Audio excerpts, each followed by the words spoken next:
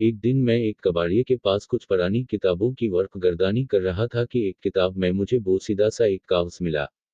पर आड़ी तिरछी लकीरों का एक जाल सा बना हुआ था। साथ ही किसी नामालूम जुबान में जगह जगह कुछ अल्फाज भी लिखे थे। वो किताब खरीद कर मैं घर आ गया, लेकिन जब उन अल्फाज और लकीरों का मतलब मेरी समझ में न आया तो ये कागज अपने दोस्तों को दिखाया। खालिद ने कागज को उलट पलट कर देखा और बोला, ये तो कोई नक्शा मालूम होता है। खालिद मेज पर वो नक्शा फैला कर बैठ गया और उन लफ्जों और लकीरों को गौर से देखने लगा। 20 मिनट बाद उसने सर उठाया और बोला, ये तो किसी दफनशुदा खजाने का नक्शा है। असद ने पूछा, मुस्टर माहिर नक्शाजात, ये तो बताइए कि ये खजा कहाँ दफन है। खालिद ने कहा, यहाँ से शुमाल की जानिब एक घना जंगल है। जंगल में एक पहाड़ी है और उस पहाड़ी के दामन में एक गार है। ये खजाना इसी गार में है। अगर तुम खजाना हासिल करना चाहो तो मैं वहां तक तुम्हें ले जा सकता हूँ। हम फौरी तैयार हो गए। जल्दी जल्दी कुछ खाने की चीजें, कुछ औजार वगैरह का इंतजाम किया और गाड़ी में बैठ खजाने की तलाश में रवाना हुए। खालिद को हमने उस मुहिम के दौरान अपना लीडर चुन लिया। वो असद के साथ अगली सीट पर बैठा नक्शे को देख देख कर रास्ते बताता जा रहा था। एक लंबा सफर तय करके हम उस जंगल के करीब जा पहुंचे। खालिद ने कहा, यही है वो जंगल, गाड़ी रोक दो, आगे पैदल जाना है। हमने खाने का सामान और अपने औजार उठा लिए और पैदल जंगल में चल पड़े। चलते चलते हमारे पांव थक गए।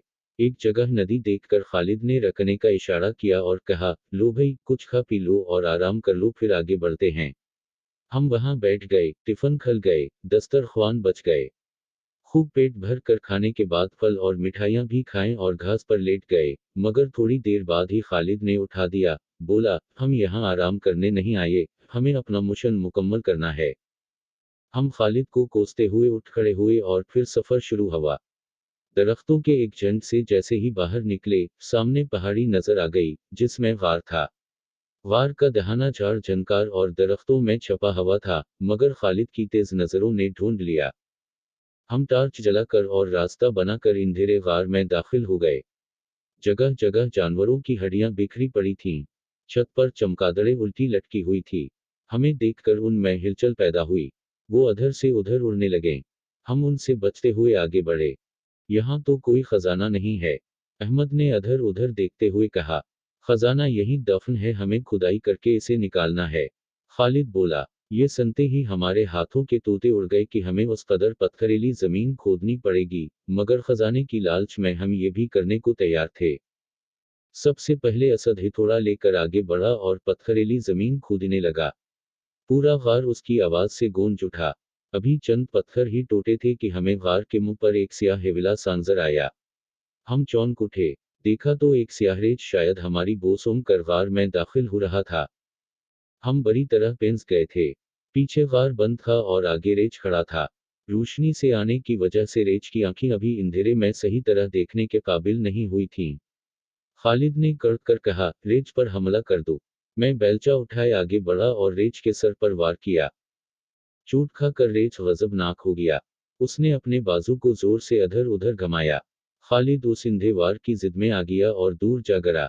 असद ने छलांग लगाई और हिथौड़ा उठाए रेच की तरफ भागा, मगर इसे पत्थर से ठोकर लगी और वो रेच के करीब जा गिरा। रेच ने इसे अपने बाजू में जकड़ लिया।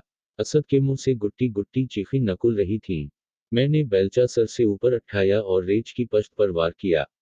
रेच ने असद को छोड़ दिया और मेरी तरफ मुड़ा। मैंने इसे मारने के लिए फिर बेलचा उठाया, मगर उसने मुझे जोर से धक्का दे दिया। मैं उलटकर एक गड्ढे में जा गिरा। मेरे पांव नर्म नर्म रेत में धंस गए। गड्ढे के बाहर रेच के घराने और दोस्तों के लिलकारने की आवाजें मुसलसल आ रही थीं। फिर कुछ देर बाद खामोशी छा गई। मैंने गड्ढे से सर निकाल कर देखा। मेरे दोस्त गायब थे और रेच गजबनाक होकर हमें ढूंढ रहा था। जैसे ही उसकी नजर मुझ पर पड़ी, वो मेरी तरफ बढ़ा।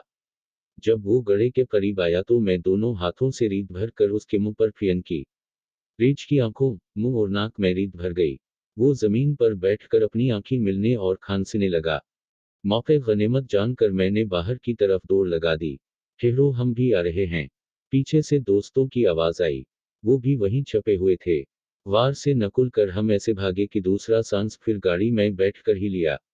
नक्शे में तो रेच का जिक्र नहीं था, फिर कहां से आन टपका। खालिद ने हैरत से कहा, ये खजाने का महाफ रेच है। अहमद ने कहा और हम खिलखिला कर हंस पड़े। खजाने की लालच में हम अपने औजार और दूसरा सामान गिनवा बैठे थे और रातों रात अमीर बनने का ख्वाब धरे का धराड़ा गया था।